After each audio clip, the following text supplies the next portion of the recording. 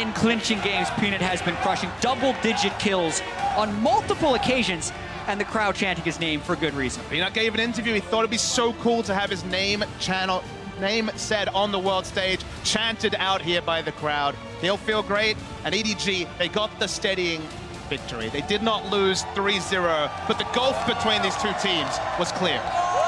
This time last year, nobody knew who Peanut was. This time this year, everybody knows Peanut is the king of the jungle. ROX Tigers are back on form. The squad that continued to win Korean regular seasons and couldn't find the actual championship finally did so this split. Coming into Worlds, ooh, what is happening in the group stage? But finally in this best of five find their footing, and they are an amazing team to behold.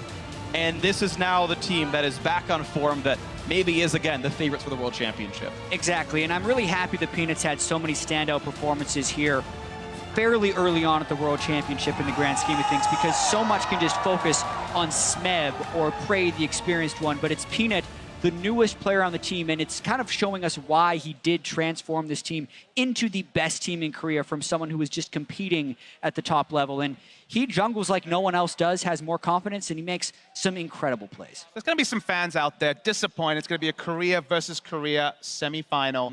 But consider the storyline here. ROX Tigers versus SKT is the most emotional storyline that can come out of the Korean region. LCK Spring 2015, first ever split, but then the GE Tigers lost to SKT in the final. Worlds Final 2015, lost to SKT in the final. Spring season of this year, lost to SKT in the final. Finally got that championship win. Everyone's so happy. Didn't beat SKT in the final. So now, for them to have it be their year, and what a year it would be, they need to beat SKT to get there, and we're guaranteed that match in the semis. I, for one, am stoked. It's actually going to be an insanely amazing semifinal. I cannot wait for that one. It's going to be super, super hype. And it's just kind of amazing to watch. I want to give props to all of ROX Tigers. I never got the chance to. Gorilla also had a perfect game, 0-0 in 16. Perfect enabler. I mean, didn't steal any kills, didn't die, 100% KP. That is the best goal you could hope for in a support. And he was like, hey, Olaf, you like running at people? Have a shield and some movement speed. Go for it, buddy. Go smash some kids. And, you know, Gorilla played super well. The rest of his team were enablers. I mean, no one had more than 3 kills on his team. It's a 16-kill game. And, well, Smeb had 3. Well, when your jungler takes 11 of them, I feel like it spreads it around a little bit. Of course. I do feel like they have kind of played their way into shape at this tournament a little bit. And they've been able to unlock the way they actually want to play the game. And it's really complex the way they play sometimes, because it's not the way everyone else plays League of Legends. So much of it is about, when people think of the way SKT dominates, it's Faker in the mid lane, you have super strong solo laners, you play controlled, reactive, you never let the team engage on you, and you just systematically take them down through turrets. This team doesn't have a dominant mid laner. They instead have a dominant jungler and top laner. I think their bottom lane is sneakily underrated. They usually win lane. Prey is exceptional in team fights. Gorilla, one of the best supports in the world. So they play the sides of the map so well. And it's kind of a curveball that other teams aren't necessarily able to even get practice against, because the playbook they're running is different than the playbook that a lot of other teams are. And for the viewers that, of course, only tune in for Worlds, only get those international events, of course, no ROX Tigers at MSI. So different from Hojin and the ROX Tigers that were there last year. They go from having that defensive jungler, playing Zac, 35-minute games, extending the game till his team fighting could make up for his lack of ganking. You know, very much a Clearlove-esque jungler, and being very defensive was Hojin.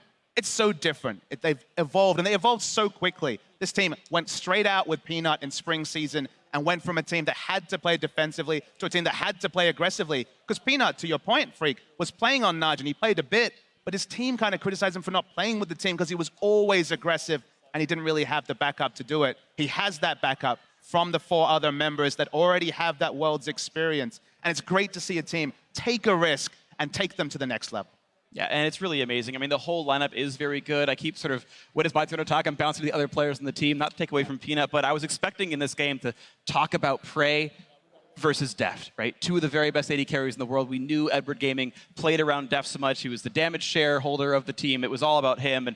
And Prey had amazing stats coming in as well. Like, this was a player who did 200 damage per minute more than the average player on his champion. Like any other pressure player at Worlds does this much on Ezreal, he does 200 more than him. Just always a better performer. Whether he's winning lane or not, he gets those outputs. And yes, I think Prey still had a wonderful season as well. And it's all of ROX Tigers who seem to be playing at their peak, at a high level, and are ready to push this one through. It's been a great ride watching ROX Tigers win this one convincingly 3-1. Beautiful play by this squad. We'll see them in the semis, but for now, we're going to head out to Shox for an interview with that ROX Tigers AD carry. Thank you very much, Freak. I am indeed standing by with Prey. Congratulations on making it to the semifinal. I first want to ask you about the series, and specifically after the 2-0, you guys looked set to take it 3-0. You picked the Fiora, looked very comfortable, then let Deft have Caitlyn in game 4. Does that reflect how confident you guys were that you could pick up the win here?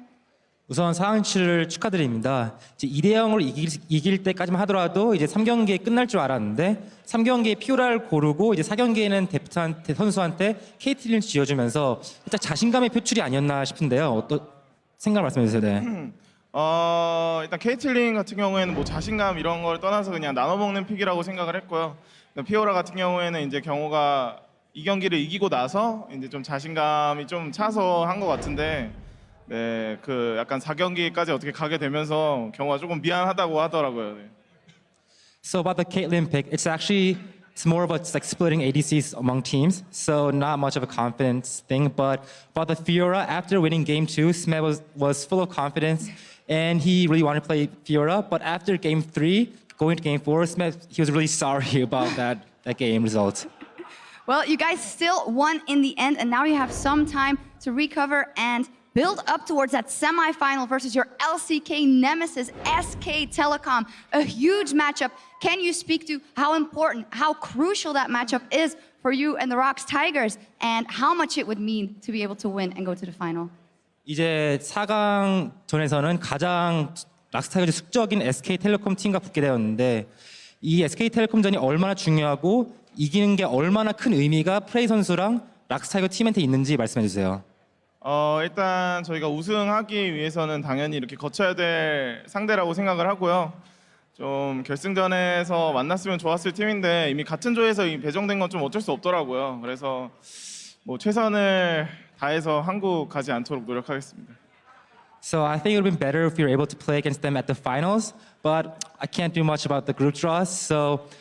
But I think we're going to try really hard, and we'll try our best not to go to Korea at New York City. Okay, and go to New York City, yeah. Final question. It always amazes me how happy you guys look on the cameras. You guys are singing all the time, even when a game isn't going that well. Can you speak to the team atmosphere in the ROX Tigers and how that's helping you put these results on the board?